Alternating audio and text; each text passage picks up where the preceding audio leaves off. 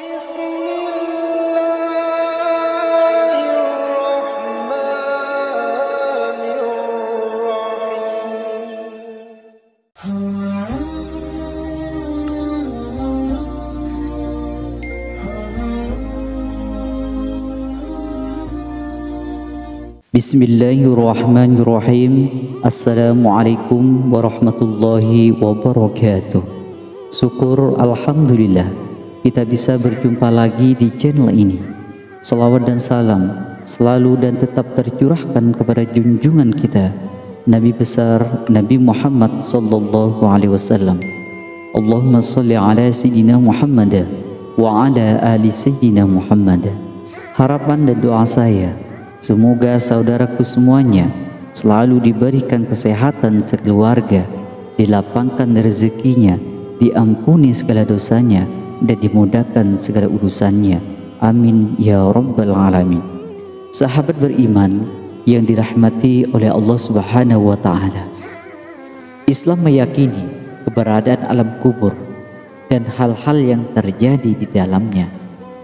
Dikatakan peristiwa dahsyat akan terjadi pada malam pertama manusia di alam kubur. Istilah alam kubur dalam Islam dikenal dengan alam barzakh. Dalam karya Muhammad Ibn Sulaiman dilihat dari sisi syariat, barzakh adalah kehidupan yang berlangsung setelah kematian dan kebangkitan. Mujahid pernah ditanya tentang makna barzakh dalam firman Allah Subhanahu wa ta'ala, dan di hadapan mereka ada barzakh sampai hari mereka dibangkitkan. Al-Quran surah Al-Mu'minun. Ia mengatakan barzakh adalah kehidupan antara kematian dan kebangkitan. Alam barzakh ini juga dikatakan menyerupai alam dunia, tapi di sisi lain mirip alam akhirat. Ada juga pendapat yang menyebut alam barzakh ini berada di antara kehidupan dunia dan akhirat. Allah Subhanahu wa ta'ala berfirman dalam surah Ar-Rahman ayat 20, bainahuma barzakhul la yabghiyan. Di antara keduanya ada pembatas yang tidak dilampaui oleh masing-masing. Disebutkan dalam buku Negeri Akhirat karya Ahmad Taufik, setidaknya ada 3 peristiwa penting yang terjadi di alam kubur. Antara lain pertanyaan malaikat Munkar dan Nakir, azab kubur dan nikmat kubur. Imam Al-Ghazali menerangkan dalam kitab Ihya Ulumuddin, pertanyaan Munkar Nakir yang pertama adalah cobaan manusia yang diberikan setelah kematian. Malaikat utusan Allah yang digambarkan punya wajah menyeramkan itu akan menanyakan tentang tauhid dan risalah. Mereka berkata, siapa Tuhan, apa agamamu, dan siapa nabimu? Sejumlah pendapat menyebut peristiwa tersebut terjadi pada malam pertama di alam kubur. Manusia yang berada di alam kubur juga akan mendapat azab kubur atau nikmat kubur.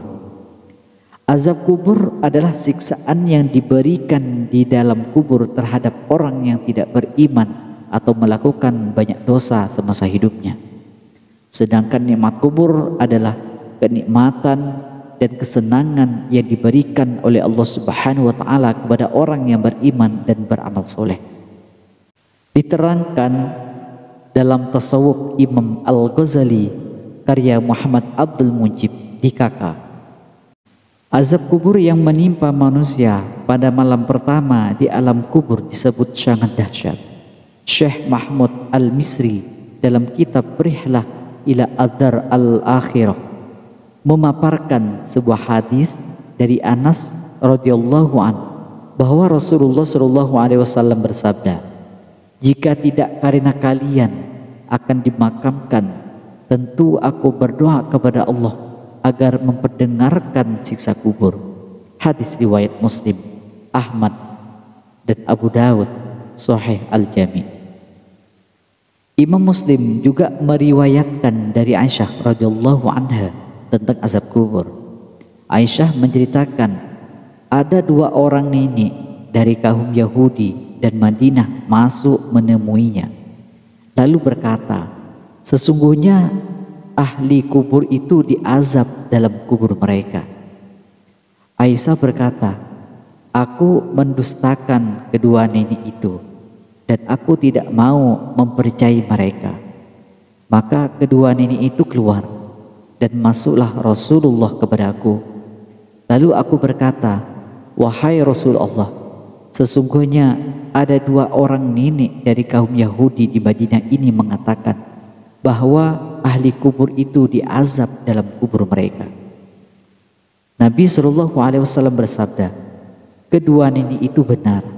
Sesungguhnya ahli kubur itu diazab dengan azab yang bisa didengar oleh binatang. Aisyah berkata, sejak itu tidak pernah saya melihat beliau melakukan sholat kecuali diikuti dengan memohon perlindungan dari azab kubur. Wallahu a'lam bishawab. Semoga bermanfaat. Assalamualaikum warahmatullahi wabarakatuh.